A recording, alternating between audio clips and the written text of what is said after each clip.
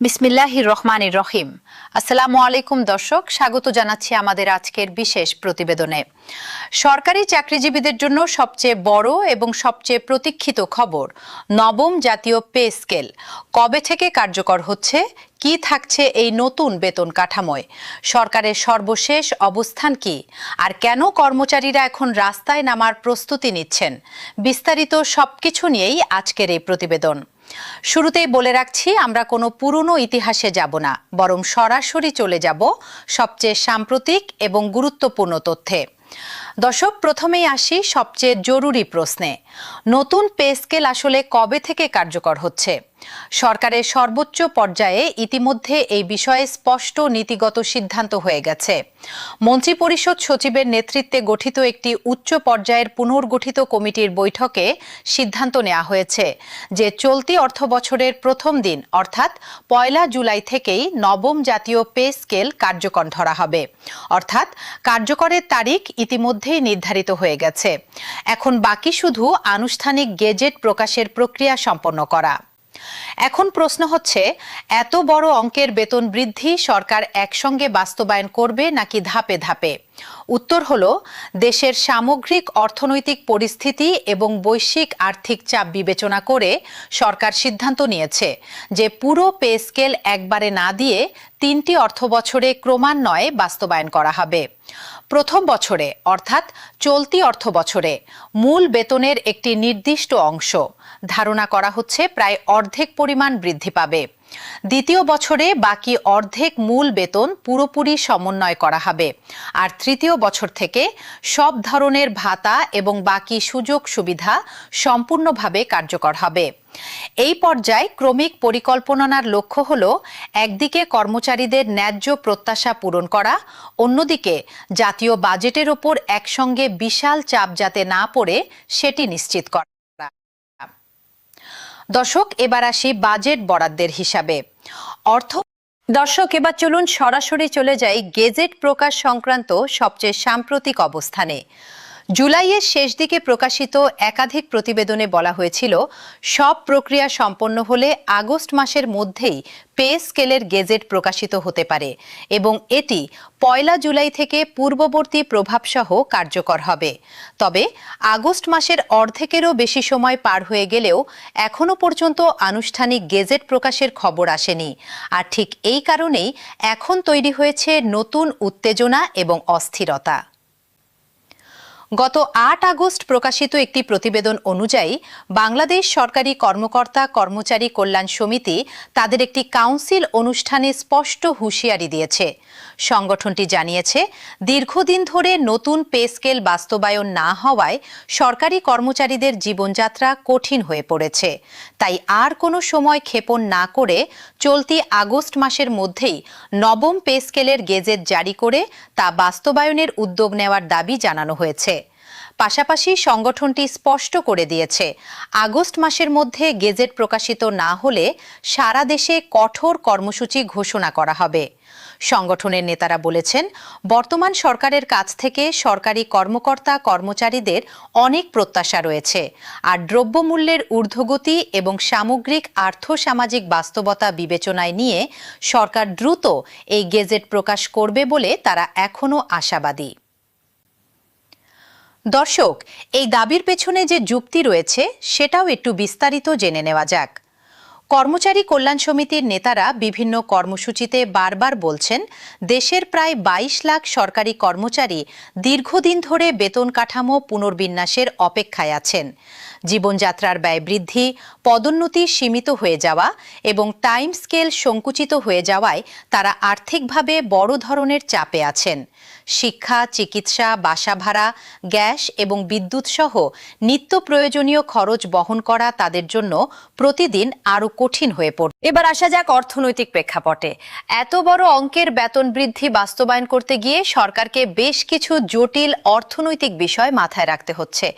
বিভিন্ন প্রতিবেদনে প্রতিবেদনে উঠে এসেছে আন্তর্জাতিক মুদ্রা তহবিল অর্থাৎ IMF এর পক্ষ থেকেও নবম পে স্কেলের ওপর নজর রাখা হচ্ছে, কারণ সরকারি ব্যয় হঠাৎ বেড়ে গেলে তা মূল্যস্ফীতি এবং রাজস্ব ঘাটতিতে প্রভাব ফেলতে পারে, যা দেশের সামষ্টিক অর্থনৈতিক স্থিতিশীলতার সঙ্গে সরাসরি জড়িত। এই বিষয়ে অর্থনীতি সংশ্লিষ্ট বিশ্লেষকদের মধ্যে দুটি ভিন্ন দৃষ্টিভঙ্গি লক্ষ্য করা যাচ্ছে। একদল বলছেন, দীর্ঘ 11 বছর ধরে বেতন কাঠামো অপরিবর্তিত থাকায় প্রকৃত আয় অনেকটাই কমে গেছে, তাই এখনই এই সমন্বয় জরুরি এবং বিলম্ব করলে কর্মচারীদের প্রকৃত ক্রয় ক্ষমতা আরও কমে যাবে। অন্য দলের মতো হলো, একসঙ্গে বিশাল অঙ্কের ব্যয় বাজেটে যুক্ত হলে তা মূল্যস্ফীতি নিয়ন্ত্রণ এবং রাজস্ব ব্যবস্থাপনার ক্ষেত্রে নতুন চ্যালেঞ্জ তৈরি করতে পারে। তাই ধাপে ধাপে সতর্কতার সঙ্গে বাস্তবায়নই যুক্তিসঙ্গত পথ। এই দুই মতের ভারসাম্য রক্ষা করাই এখন সরকারের সবচেয়ে বড় চ্যালেঞ্জ বলে বিশ্লেষকরা মনে করছেন। দর্শক, নতুন পে স্কেলে শুধু মূল বেতন নয়, বরং বিভিন্ন ভাতার ক্ষেত্রেও গুরুত্বপূর্ণ পরিবর্তন আসতে পারে বলে আলোচনায় উঠে এসেছে। এর মধ্যে রয়েছে বাড়ি ভাড়া ভাতা, চিকিৎসা ভাতা, শিক্ষা ভাতা এবং যাতায়াত ভাতা। পাশাপাশি টাইম স্কেল এবং সিলেকশন গ্রেড পুনর্বহালের বিষয়টিও প্রস্তাবনায় যুক্ত হয়েছে, যা বেশ কয়েক বছর ধরে বন্ধ ছিল।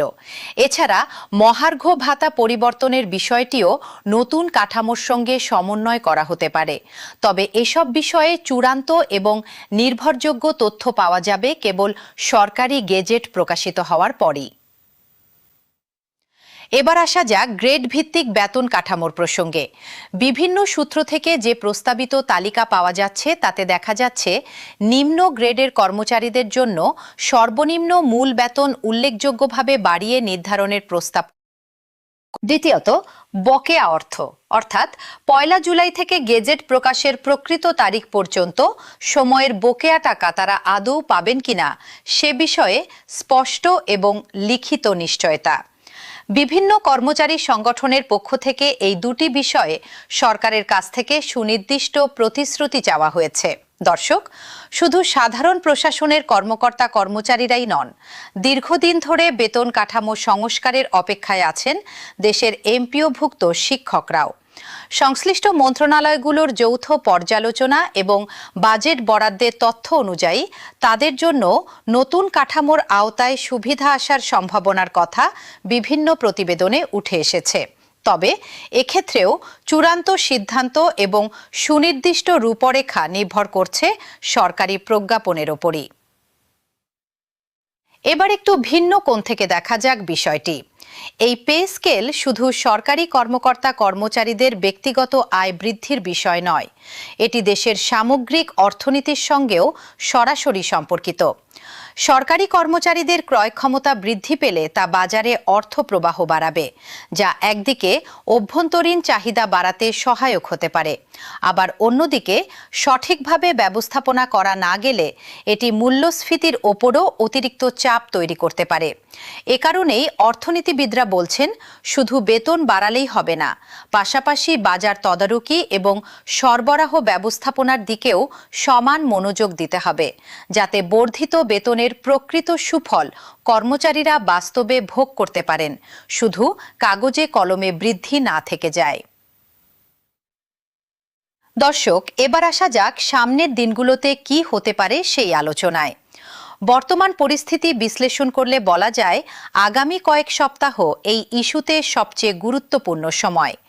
কর্মচারী সংগঠনগুলো আগস্ট মাসের মধ্যেই গেজেট প্রকাশের যে সময়সীমা বেঁধে দিয়েছে সেই সময়সীমা পার হয়ে গেলে এবং গেজেট প্রকাশিত না হলে দেশজুড়ে আন্দোলন কর্মসূচি শুরু হওয়ার সম্ভাবনা তৈরি হয়েছে।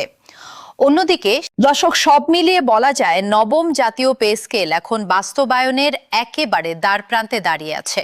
কার্যকরের তারিখ ইতিমধ্যে নির্ধারিত হয়ে গেছে, বাজেট বরাদ্দ প্রস্তুত রাখা হয়েছে, নীতিগত সিদ্ধান্ত চূড়ান্ত হয়েছে। এখন শুধু বাকি রয়েছে আনুষ্ঠানিক গেজেট প্রকাশের প্রক্রিয়া, যা নিয়ে সরকারি কর্মচারীদের মধ্যে এখন টান টান উত্তেজনা বিরাজ করছে। একদিকে দীর্ঘ 11 বছরের প্রতীক্ষার অবসানের আশা, অন্যদিকে বিলম্ব হলে কঠোর কর্মসূচির হুঁশিয়ারি। এই দুইয়ের মাঝে দাঁড়িয়ে আছে গোটা বিষয়টি। দর্শক, আমাদের আজকের এই বিশেষ প্রতিবেদন এখানেই শেষ করছি। নবম পে স্কেল সংক্রান্ত যে কোনো নতুন এবং নির্ভরযোগ্য তথ্য পাওয়া মাত্রই আমরা বিস্তারিতভাবে আপনাদের সামনে নিয়ে আসব। ততক্ষণ পর্যন্ত আমাদের সঙ্গেই থাকুন, সুস্থ থাকুন, নিরাপদে থাকুন। আল্লাহ হাফেজ।